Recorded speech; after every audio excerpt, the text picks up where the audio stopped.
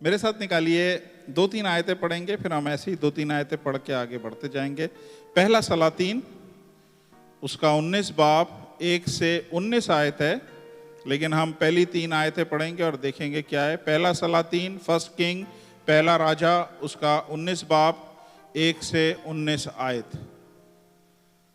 First सलातीन, पहला राजा, फर्स्ट किंग, 19 चैप्टर।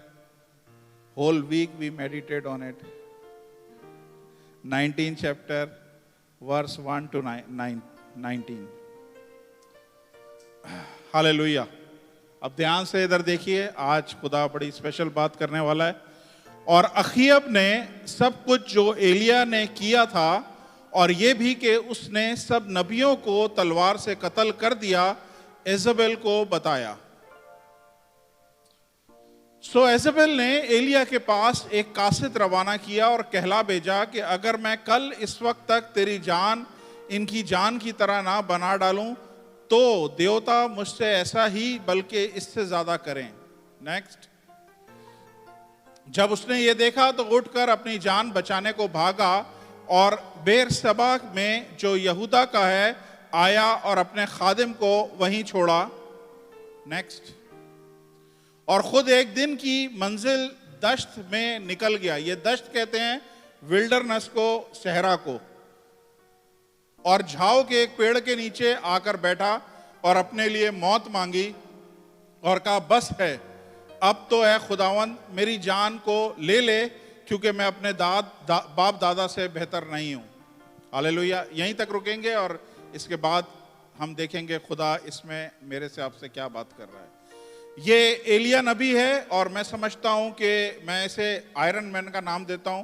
पुराने अहद नामे का सबसे स्ट्रांग तो नहीं कह सकते, क्योंकि खुदावंद यीशु मसीह ने यूहन्ना को बोल दिया है सबसे स्ट्रांग, लेकिन वैसे अगर आप देखें तो मोस्ट पावरफुल, मोस्ट अनॉइंटेड, बहुत मसाशुदा एक खादिम है।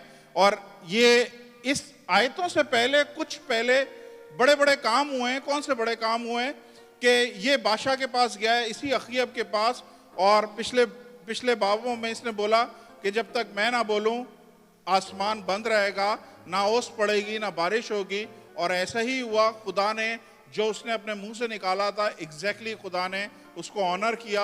और 3.5 साल तक कोई बारिश, कोई ओस तक नहीं पड़ी, कोई शबनम नहीं गिरी। सारी मुल्क काल में पड़ा हुआ था। खुदा इस अजीब और गरीब बंदे को वहां से निकाला, उस मुल्क से, और एक जगह पे लेके गया जहां पे पानी की सप्लाई थी, इसे पानी मिल रहा था। कौवे इसके लिए जो है खाना लेके आ रहे थे। कौवे इसके लिए रोजाना सुबह शाम खाना लेके आ रहे थे। आप सिर्फ ये देखें कि इस बंदे की कितनी पावर है। फिर खुदा वहां से इसको एक बुढ़िया के पास लेके गया जो अपना आखिरी खाना खा के मरने वाले थे।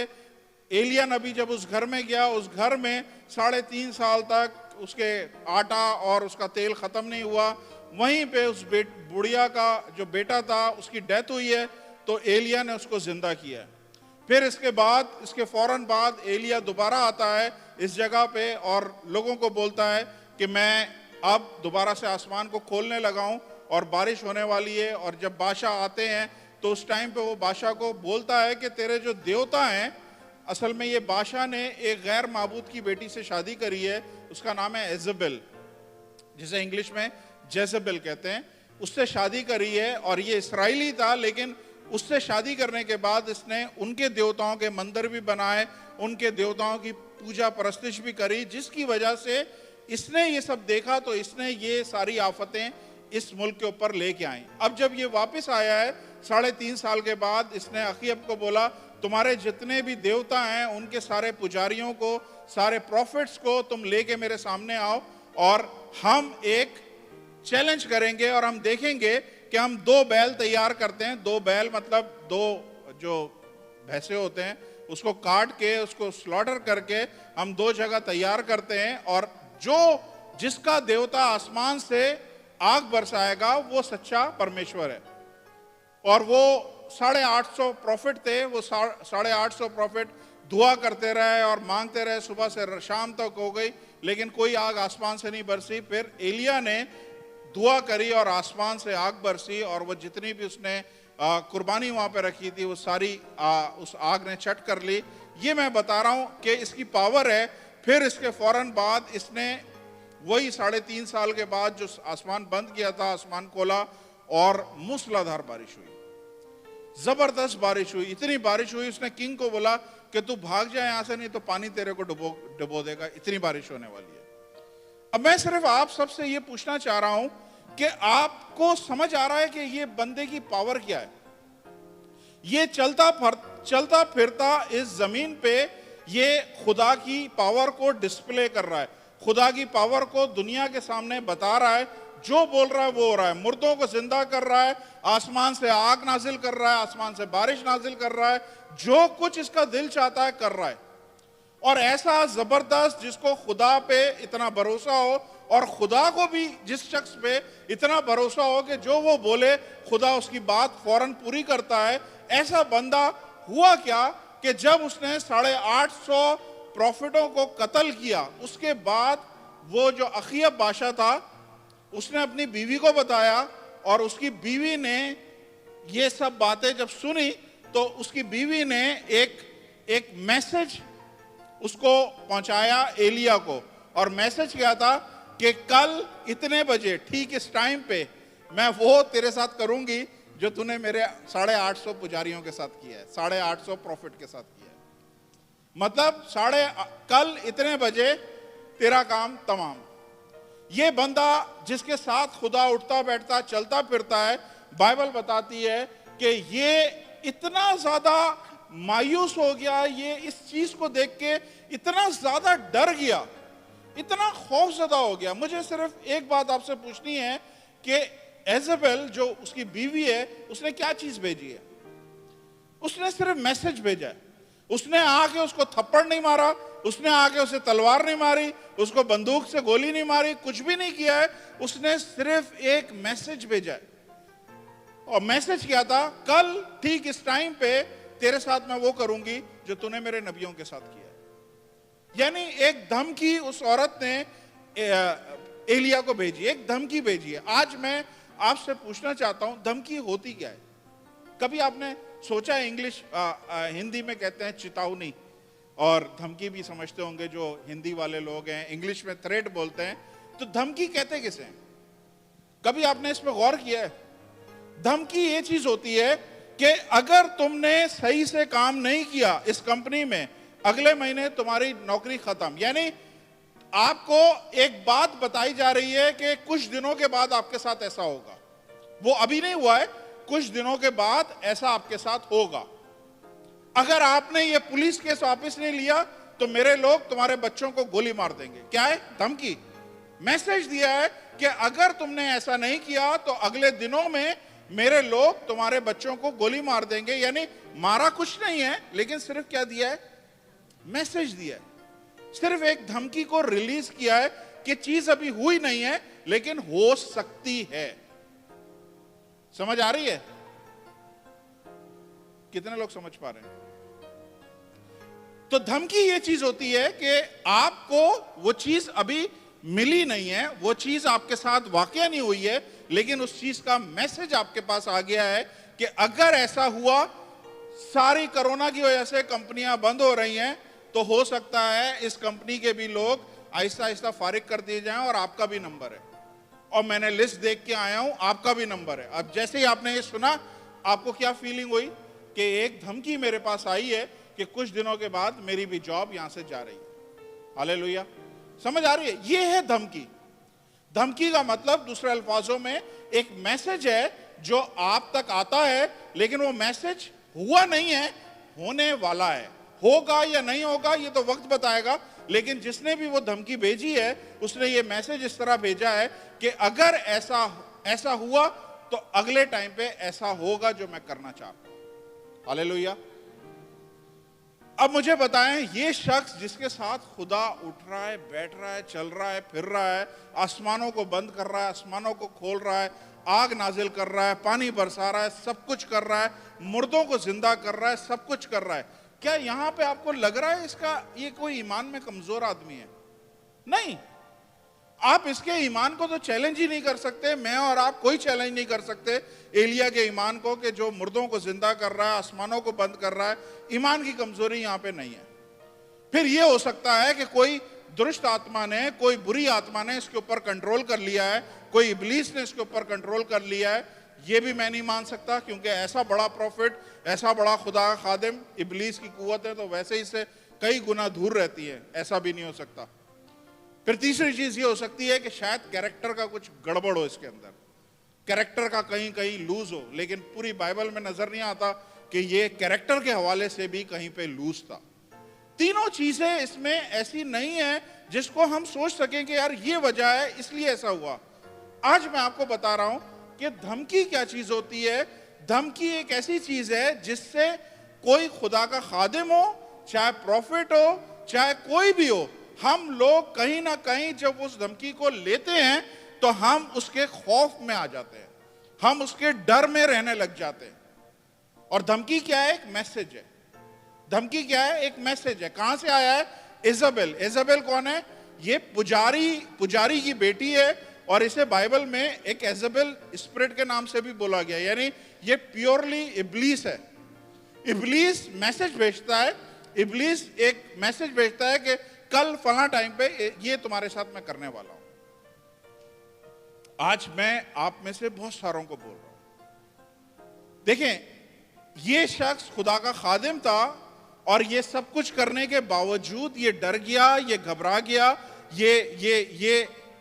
ये उधर से निकल के भागा है और दूर भागा है। मैं बता रहा हूं कहां, ये दश्त में चला गया है, यानी रेगिस्तान, वीरानों में चला गया। सुने, पहली चीज जो मैं आपको बताना चाह रहा हूं, मैं और आप जितने यहां पे, आज मैं उन लोगों से बात कर रहा हूं जिनकी जिंदगी में आज के टाइम पे कहीं से आपके दिमाग में एक मैसेज आया है, और मैसेज या तो इब्लीस ने भेजा है या इब्लीस के लोगों ने आप तक वो मैसेज भेजा है। और वो मैसेज क्या है कि आपकी जॉब खत्म होने वाली है। और ये जब मैसेज आया है, आप में से बहुत सारे लोग होंगे जिनकी जॉब का प्रॉब्लम है, और वो जॉब का प्रॉब्लम, और जब ये मैसेज और ये जब आवाजें उन्होंने सुनी है कि सबकी जॉब जा रही है, मेरी भी शायद नाम लिखे गए हैं, तो हम क्या होते हैं? हम एक धमकी के नीचे आ जाते हैं, हम एक धमकी के नीचे जिंदगी गुजारने लगते हैं। समझ आ रही है? या आपके कानों में ये मैसेज आ रहा है कि भाई तेरी उम्र बहुत बढ़ गई है, अभी शादी वादी भूल जाओ, शादी नहीं होती। ये क्या है? ये एक थ्रेट है, ये एक इब्लीस का हथियार है जो आपके कानों में मैसेज डालता है कि अब भूल जाओ भाई, उम्र गुजर गई, अभी शादी वादी को छोड़ दो, या भूल जाओ अब कोई औलाद नहीं हो सकती। ये क्या है? ये मैसेज है आपके दिमाग में। भूल जाओ, आपकी जो बीमारी है ये आपकी जान लेगी, क्योंकि इस बीमारी में मैंने हर एक को मरते हुए देखा है। ये क्या है? मैसेज है। और जब इस तरह की थ्रेट आती है, इस तरह की धमकी आती है, तो जब खुदा का खादिम जो है वो क्या होता है? वो डर जाता है, खुदा का खादिम घबरा जाता है, और वो क्या बोलता है? वो उधर से निकल के दूर दश्त में भाग जाता है। सुनिए, मैं आपको क्या बताना चाह रहा हूं, ध्यान से सुनिएगा। आज आप में से बहुत सारे लोग हैं जो किसी ना किसी धमकी के अंदर हैं। आपकी जिंदगी के ऊपर कोई धमकी है, कोई ऐसा ख्याल है, कोई ऐसा मैसेज है जो आपके ऊपर है कि भाई तेरे पैसे खत्म होने वाले हैं, अब भूल जाइए, अब कुछ नहीं हो सकता। तेरा वीजा खत्म होने वाला है, अब नया वीजा नहीं लगेगा। तेरे ऊपर पुलिस केस बन गया है, तेरे ऊपर बैंकों के कर्जे लग गए हैं। अखिलेश, तेरे ऊपर बैंकों के कर्जे लग गए हैं,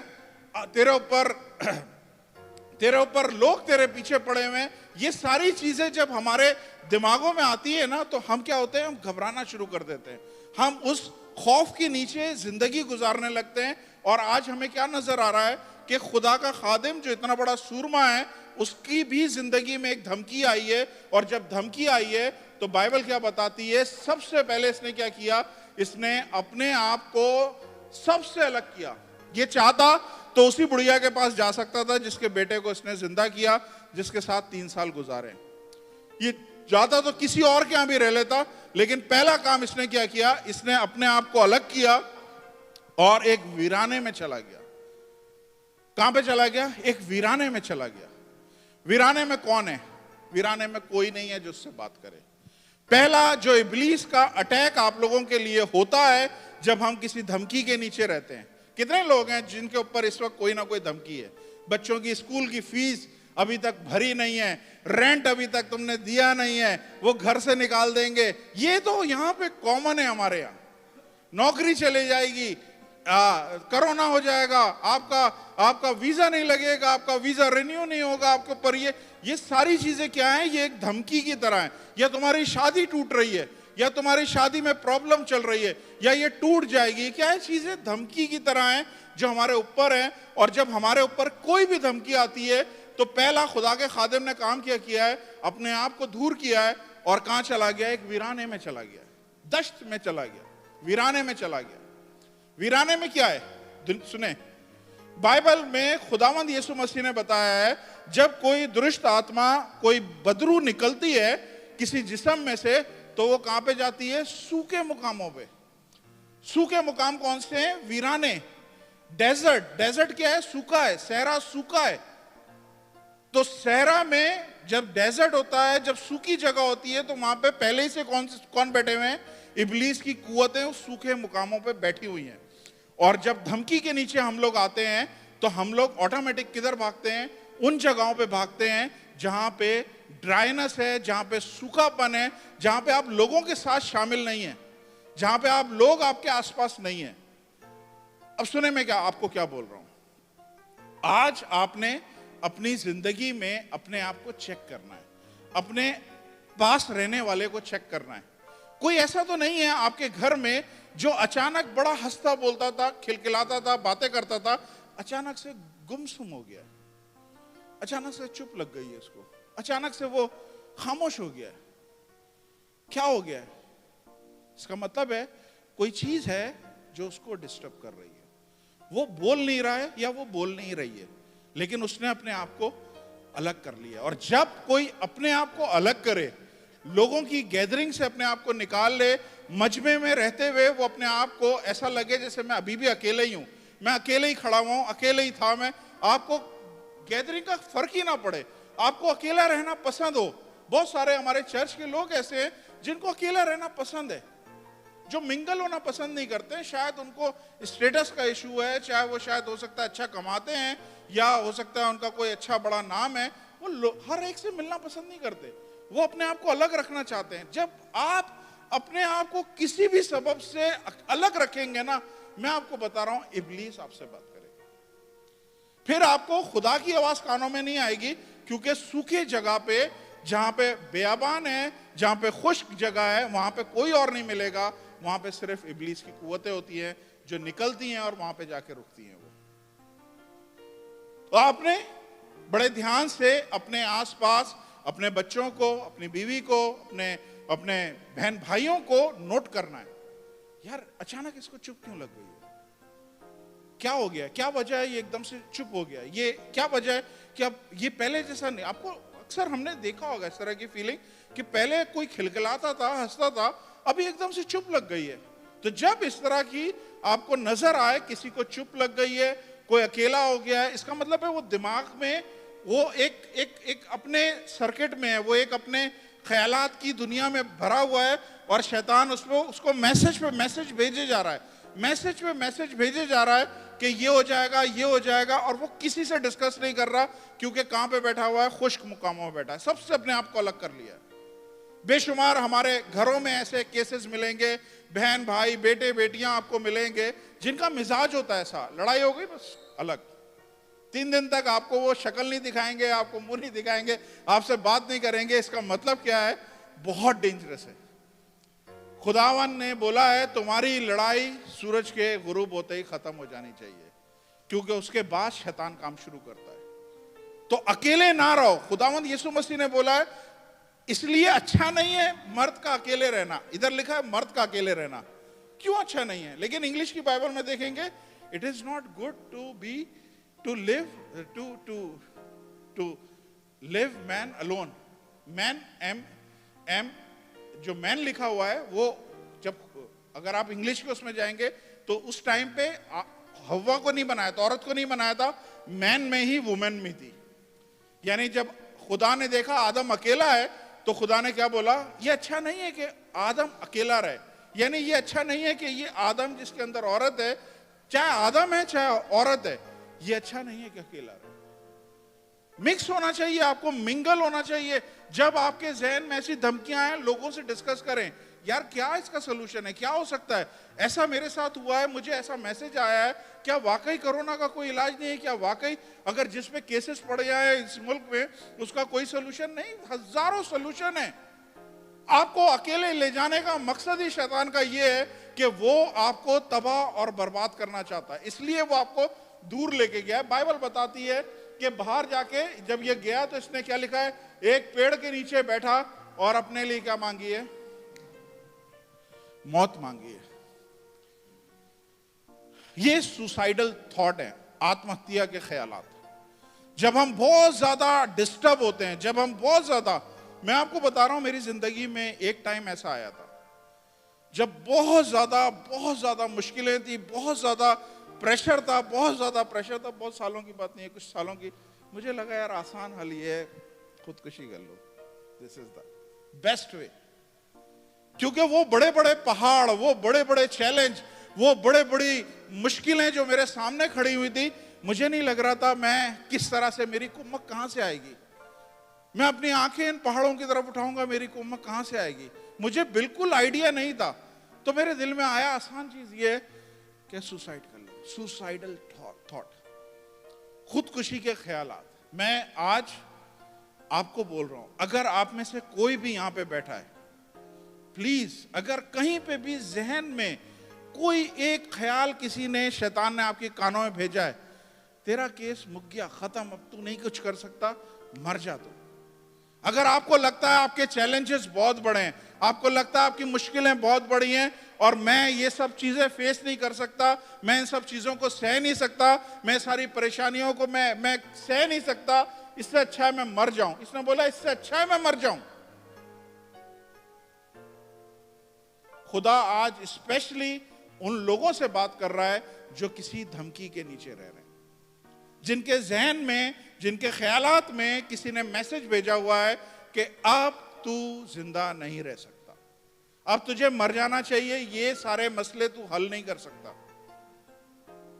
सुसाइडल थॉट किसको आ रहे हैं, ये देखें, खुदा का खादिम है जो आसमान बंद कर रहा है, खोल रहा है, आग बरसा रहा है, पानी बरसा रहा है, ये वो बंदा है और इसको ये वाले ख्यालात आ रहे हैं। तो मैं और आप इस चीज से अलग नहीं है, हमारे जहनों में भी इस तरह की सोचें आ सकती हैं। मैं पास्टर होके इस जगह पे, इस ऑल्टर पे आपके सामने इकरार कर रहा हूं कि मेरे साथ ऐसा हुआ है, मेरे जहन में ऐसे ख्यालात आए, यार मैं फेलियर हूं। कितने लोग हैं जो समझते हैं यार मैं शायद कुछ कर ही नहीं सकता। जब मैं 4 दफा लाइसेंस लेने में फेल हुआ ना, मुझे लगा कि मैं 100% फेलियर हूं, मैं इधर गाड़ी चला ही नहीं सकता। तो बाज दफा फेल हमारी जिंदगी में इतने आते हैं कि हमें लगता है यार हम नहीं कर सकते। जब जॉब आपको ना मिले और लंबे अरसे तक ना मिले ना, आपको लगता है मैं शायद इस काबिल नहीं हूं कि कोई मुझे जॉब पे रख सके। और फिर आपके जहन में आता है यार बहुत टफ है इस तरह जीना, मुझे मर जाना चाहिए। और यही बाइबल बता रही है। हालेलुया। 15 मिनट में मैं खत्म करूंगा, मेरे पास टाइम कम है, सारा मैसेज मैं कट कर रहा हूं, सिर्फ आपको बता रहा हूं, अगर आप में से आज इस चर्च में हाथ जोड़ के बोल रहा हूं, मैंने 3 आपको केसेस बताए, अगर आप किसी भी धमकी के नीचे रह रहे हैं, किसी भी चेतावनी के नीचे रह रहे हैं जो आपके ऊपर गर्दिश कर रही है और आपको एहसास दिला रही है अगले दिन इस टाइम पे इसी जगह तेरे को मैं मार दूंगा, अगले महीने तेरा कुछ नहीं हो सकता, अगले महीने ये हो जाएगा, वो हो जाएगा, तेरी बेटी की, बहन की शादी नहीं हो सकती, तू कुछ नहीं कर सकता, तू कुछ भी नहीं कर सकेगा, ये इस तरह की अगर चीजें आपके जहन में चल रही है और आपके जहन में कोई इस तरह के मैसेजेस भेज रहा है कि तू वाकई कुछ नहीं कर सकता, मैं सिर्फ उसके लिए बोल रहा हूं कि वो जब इस तरह के मैसेज सुनता है ना, वो अपने आप को अलग कर लेता है। मैं आप में से किसी के हालात को इतना गहराई से नहीं जानता, लेकिन 100% मुझे पता है कि अगर खुदा ने मुझे ये कलाम दिया है तो यहाँ पे किसी ना किसी के लिए तो है, कोई ना कोई ऐसा है जिसको ये कलाम की जरूरत है। और बाइबल बताती है कि वो अपने आप को अकेला कर लेता है और जब वो अकेला कर लेता है अपने आप को, तो अगला अटैक क्या होता है? शैतान उसके दिमाग में डालता है, मर जा, आसान हाली है, मर जा। हालेलुया। मैं आपको बता रहा हूं, आपने हिम्मत नहीं हारनी है। आपने दोबारा, खुदा आपको दोबारा खड़ा करेगा। बोले, अपने सामने वाले के कंधे पे हाथ रखें, बोले खुदा आपको दोबारा खड़ा करेगा। बोले प्रोफेटिकली दूसरे के हाथ रखें और बोले खुदा आपको दोबारा खड़ा करेगा। कमान जीशान भाई, उठे, ब्लेसिंग को रिलीज करें। आपको नहीं पता आप जिसके कंधे पे हाथ रख रहे हैं वो कितना डिप्रेस है। आपको नहीं पता जिसके कंधे पे आप हाथ रख रहे हैं वो इस वक्त कितना टूटा हुआ है। कमान, खड़े हो, एक दूसरे के ऊपर हाथ रखें और तसल्ली दें कि खुदा आपको मरने नहीं देगा, खुदा आपको दोबारा उठा खड़ा करेगा। हालेलुया। आपने डरना नहीं है, आपने घबराना नहीं है, आपने परेशान नहीं होना है। मैं आपको सिर्फ एक चीज बता रहा हूं, सुनिए ध्यान से, बैठिए, तशरीफ रखिए।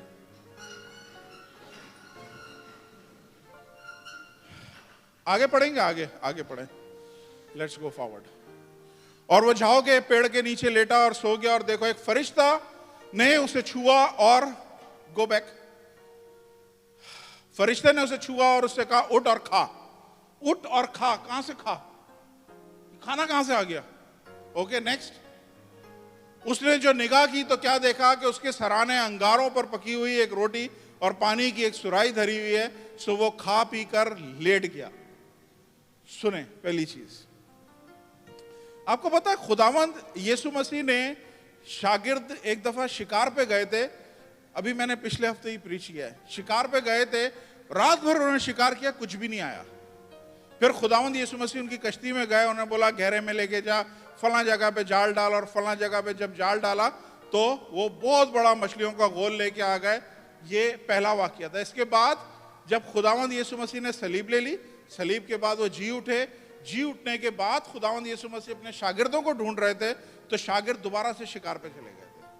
और फिर सेम सीन हुआ। और सेम सीन क्या था? शागिर्द शिकार पे गए हुए हैं, और जब पूरी रात उन्होंने शिकार किया, एक मछली फिर भी नहीं लगी। और खुदावंद यीशु मसीह किनारे पे, समुद्र के किनारे खड़े हुए हैं, और खुदावंद यीशु मसीह ने उन्हें बोला तुम राइट साइड पे अपने जाल डालो। उन्होंने राइट साइड पे जाल डाला और बहुत बड़ी मछलियों का गोल दोबारा से खींच लाए। तो पतरस ने क्या बोला? पतरस ने बोला कि ये कोई और नहीं है, क्योंकि इसने हमारी कश्ती पहले भरी थी, ये वही खुदा है, इसने दोबारा हमारी कश्ती भरी है, ये हमारा खुदावंद है, मैं इसके पास दौड़ के जाऊंगा। जब वो शागिर्द और वो सब दौड़ते हुए खुदावंद यीशु मसीह के पास गए, तो किसी ने इस चीज को नोट नहीं किया कि खुदावंद यीशु मसीह खुद उन सब के लिए मछलियां, वो तो मछलियां पकड़ने गए थे, पता नहीं खुदावंद यीशु मसीह के पास कहां से मछलियां आई। खुदावंद यीशु मसीह आग पे उनके लिए मछलियां भून रहे थे। सुन रहे? आग पे खुदावंद यीशु मसीह उनके लिए मछलियां भून रहे थे, और जब वो आए, खुदावंद यीशु मसीह ने हर एक को खाने के लिए दिया। सुने मैं क्या बोल रहा हूं? जब आप, सैमसन भाई मैसेज बाद में देखें, सुने, जब आप इस तरह की कैफियत में से गुजर रहे हो, जब आपकी जिंदगी में एक धमकी काम कर रही है, एक चेतावनी काम कर रही है कि मेरी जिंदगी में आने वाला फ्यूचर मुझे कुछ नजर नहीं आ रहा, मैं आगे देख नहीं पा रहा, आगे सारा अंधेरा है, मेरी जिंदगी में क्या होने वाला है, कैसे होगा, मुझे कुछ आइडिया नहीं है, किस तरह मैं इस मुल्क में अपना जीवन गुजारूंगा। इस तरह की जब सोचें आती हैं, हम अपने आप को, वो मुस्कुराहट खत्म हो जाती है, वो हस्बैंड वाइफ में प्यार खत्म हो जाता है, वो दोस्ती यारी खत्म हो जाती है, हम अपने आप को अलग कर लेते हैं, और फिर हम सुसाइड का सोच रहे होते हैं।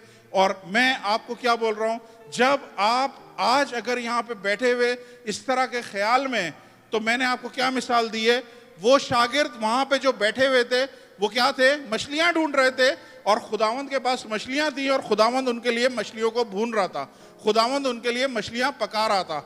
यहाँ पे क्या हुआ है? ये बंदा सोया हुआ है, और खुदा ने इसके लिए एक फरिश्ता भेजा है, और फरिश्ता इसके लिए खाना लेके आया है, इसको उठाया और बोला तू खा पी, जोर हासिल कर। कहना क्या चाह रहा हूं, जब आपकी जिंदगी में टाइम ऐसा चल रहा हो जिस टाइम पे आप सोच रहे हो कि अब मुझे मर जाना चाहिए, मुझे सुसाइड कर लेना चाहिए, आत्महत्या कर लेनी चाहिए, मैं बता रहा हूं खुदा आपके लिए कुछ बना रहा है, खुदा आपके लिए कुछ पका रहा है। उनके पास कुछ नहीं था, तब खुदा उनके लिए पका रहा था। इनके पास भी कुछ नहीं था, ये सोया हुआ था, इसे नहीं पता आसमान पे खुदा उसके लिए कुछ बना रहा था, उसके लिए पका रहा था, खुदा उसके लिए कुक कर रहा था। हम कहते हैं ना थोड़े गलत मायनों में, कुछ खिचड़ी पक रही है। खुदा आपके लिए, जब आप मायूस बैठे हुए हैं, जब आप टूटे हुए हैं, जब आप बिल्कुल अपनी हिम्मत छोड़ रहे हैं, जब आप खुदकुशी का सोच रहे हैं, आपको आइडिया नहीं है, ये मेरा और आपका खुदा आपके लिए कुछ पका रहा है। जोरदार तालियां। ये आपके लिए कुछ बना रहा है। और बोला क्या है? उठ, तुझे मरने का नहीं है, उठ खा पी, जोर हासिल कर, उठ खा पी। और मैं आपको भी बोल रहा हूं, आपने जोर पकड़ना है, आपने मायूस नहीं होना। आपकी खुदा आपको बोल रहा है, क्योंकि आपके जिस्म में जोर होगा तो आप उठ खड़े होंगे, हालात का मुकाबला। जिस्म ही अगर भूखा पड़ा हुआ है, खाली पड़ा हुआ है, जिसमें जोर ही नहीं है, आप किस तरह हालात का मुकाबला करेंगे? खुदा कह रहा है, आप सबको बोल रहा है, जब तुम परेशानी की हालत में, तुम्हें नहीं पता, तुम्हें नजर भी नहीं आ रहा है, मैं तुम्हारे लिए कुछ पका रहा हूं। बिहाइंड द कर्टन तुम्हें कुछ आइडिया नहीं है कि मैं क्या कुक कर रहा हूं। सिर्फ उन लोगों के लिए वादा है जिसको ये एहसास है, जो ये समझ रहा है कि यार मेरी जिंदगी में वाकई आगे कुछ नहीं नजर आ रहा। खुदा आपसे डायरेक्ट बोल रहा है, डायरेक्ट बोल रहा है आप में से कि मैं तुम्हारे लिए कुछ पका रहा हूं। खुदा दूसरे अल्फाजों में क्या कह रहा है? मैं इन हालात में तुम्हें मरने नहीं दूंगा। मैंने 30 लाख लोगों को खिलाया रोजाना, 30 लाख लोगों को सुबह शाम खिलाया, 30 साल खिलाया। 40 लाख थे, 30 लाख थे, पता नहीं, 40 साल मैंने खिलाया इनको। मैं जब 40 साल तक खिला सकता हूं 30 लाख लोगों को, तो मेरा खादिम इस तरह परेशान है, मेरा बेटा और बेटी इस तरह परेशान है, क्या मैं उसके लिए पका नहीं सकता? क्या मैं उसको मुहैया नहीं कर सकता?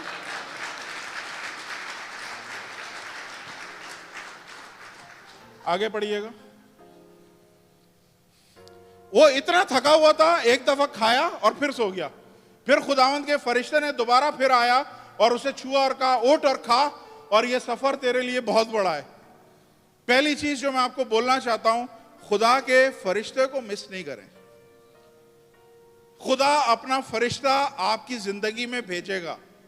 ध्यान से सुनिएगा, खुदा अपना स्वर्गदूत आपकी जिंदगी में भेजेगा, उसको आपने मिस नहीं करना है।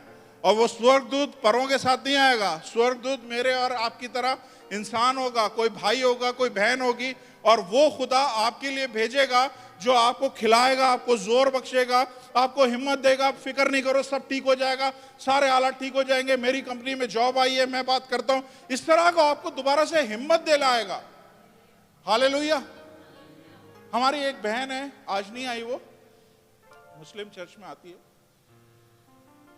एक टाइम था वो खुदकुशी करने के चक्कर में थी और अटेम्प्ट भी किया उसने खुदकुशी का, लेकिन उसके साथ अच्छा ही पता है क्या हुई, उसने अपने फरिश्ते को मिस नहीं किया। और वो फरिश्ता, वो फैमिली यहाँ इस चर्च में बैठी है। हालेलुया। मैं उनको दिखा नहीं रहा आप लोगों को, क्योंकि सारा जलाल खुदा को है। खुदा अपने लोगों को फरिश्ते बनाता है। खुदा अपने लोगों को इस्तेमाल करता है कि आप जो मरने वाले हैं, जो टूटे हुए, जो जिंदगी से हाथ धो रहे हैं, जो खुदकुशी करने का सोच रहे हैं, आपको वो उठाएं और आपको खड़ा करें। आज वो बेटी अपने नए घर में 1 बेडरूम 1 हॉल में अकेली रह रही है। सारा जलाल खुदावंद यीशु मसीह।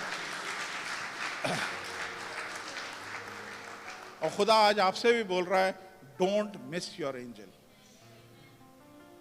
बाइबल में एक जगह कहीं पे लिखा है, इस तरह औरतें बहुत दफा फरिश्तों के डर से अपने सर पे क्या रखा करें? ओढ़नियां रखा करें।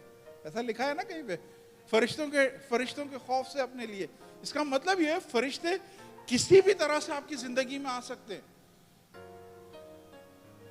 कवरिंग का मतलब है कवर करना है अपने आप को। हालेलुया। मेरा टाइम खत्म हो रहा है, 5 मिनट में आपको दे रहा हूं। 5 मिनट में आगे पढ़ लें जरा। 1 मिनट मैं बताता हूं सीधे कहां पे जाएं।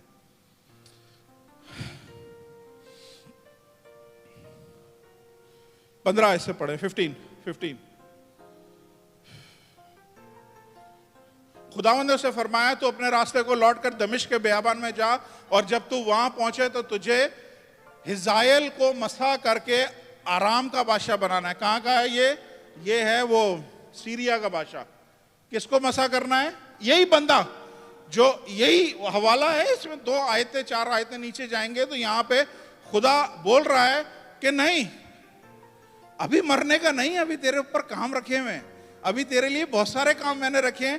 पहला काम यह है, तुझे हिजायल को मसा करके आराम का बादशाह बनाना है। दूसरा,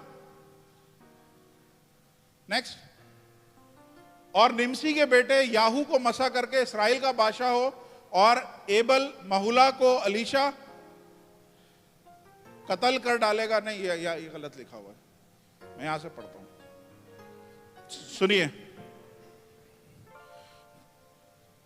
दमिश्क के बियाबान को जाओ, और जब तू वहां पहुंचे तो हिजायल को मसा करके आराम का बादशाह हो, और निमसी के बेटे याहू को मसा करके इसराइल का बादशाह हो। एबल महुला के अलीशा बिन साफित को मसा करके तेरी जगह नबी हो, और ऐसा होगा जो हिजायल की तलवार से बच जाएगा वो याहू को कत्ल करेगा, उसे याहू कत्ल कर डालेगा, और जो याहू की तलवार से बचेगा उसे अलीशा कत्ल कर डालेगा।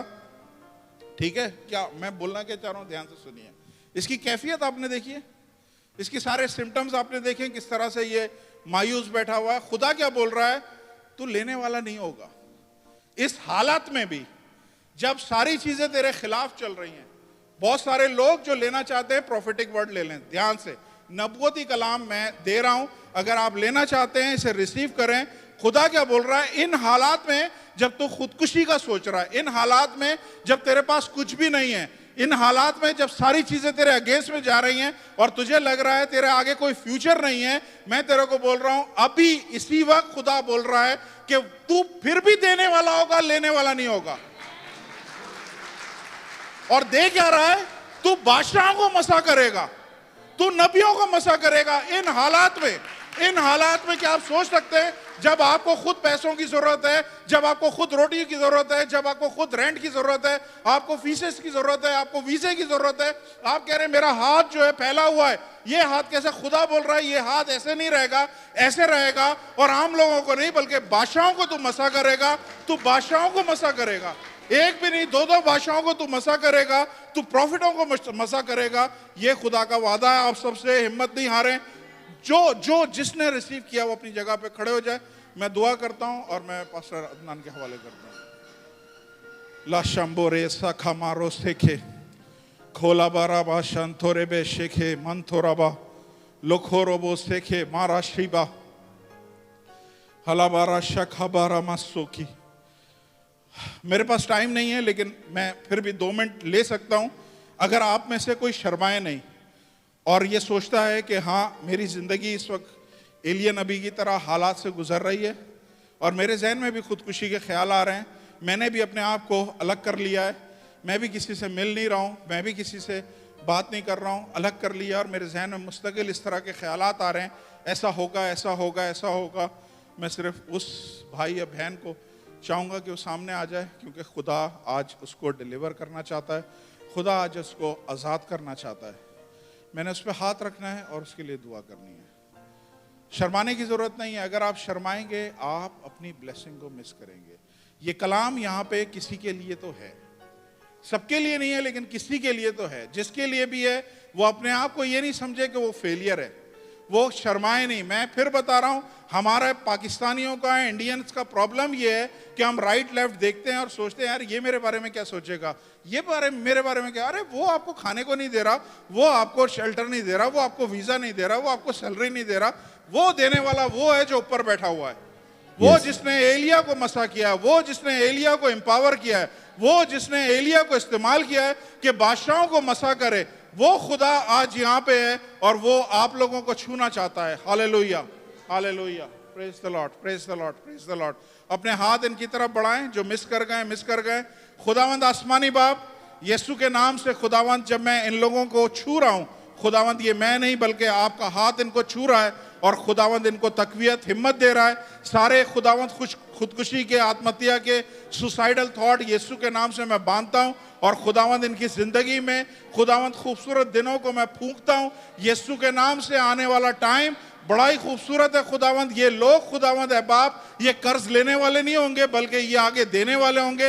इन हालात में भी इनका फ्यूचर बहुत अच्छा है। इनको मदद, इनको खाना इनका खुदा पहुंचाएगा। इनकी कुम्मक आसमान से आएगी। ये लोगों को फिक्र करने की जरूरत नहीं है। इनका सिर्फ एक काम है कि इन्होंने अपने आप को खुदा के सामने इस तरह पेश करा है। आसमानी बाप, मैं दुआ करता हूं जितने लोग यहाँ पे इस कलाम को रिसीव कर रहे हैं खुदावंद है बाप, अगर कोई परेशान है अभी भी शर्माने की वजह से, किसी भी वजह से शैतान ने आपको रोका हुआ है, आपके कदमों को रोका हुआ है, खुदावंद मैं उन लोगों के लिए भी दुआ करता हूँ यीशु के नाम से। खुदावंद आप अपना कलाम नाजिल करते हो और अपने लोगों को छुटकारा और निजात देते हो। अपने लोगों को आज़ाद कीजिए खुदावंद। ये सारे सुसाइडल थॉट यीशु के नाम से बांधते हैं खुदावंद। इनकी जिंदगी से मायूसी को दूर करते हैं खुदावंद। एक नई रूह फूंकते हैं खुदावंद जो हिम्मत और ताजगी बख्शेगी, जो इनको उठा खड़ा करेगी। आपने खुदावंद एक बार नहीं 2 बार उसको खाना दिया है खुदावंद। आपने उसको जोर दिया है कि वो आगे जाए और ये बड़े बड़े काम करे। इनकी जिंदगियां इस जगह पे खत्म होने वाली नहीं है। खुदा बोल रहा है आपकी जिंदगियां यहाँ पे खत्म होने वाली नहीं है, बल्कि आगे सफर बाकी है, आगे और करना है। और आगे जो सफर बाकी है उसमें बादशाहों के सामने खुदा खड़ा करेगा। यीशु मसीह के नाम से खुदावंद सारे चर्च को बरकत दीजिए। ये कलाम इनकी जिंदगी में गहरे तौर पर असर करे और सारी मायूसियों से निकाले, सारी परेशानियों से निकाले। और खुदावंद खुशखबरियां और खुदावंद अच्छी न्यूज़ खुदावंद हम सुनने वाले हों, गवाहियां सुनने वाले हों यीशु मसीह के नाम से। आमीन। जोरदार तालियां बजा के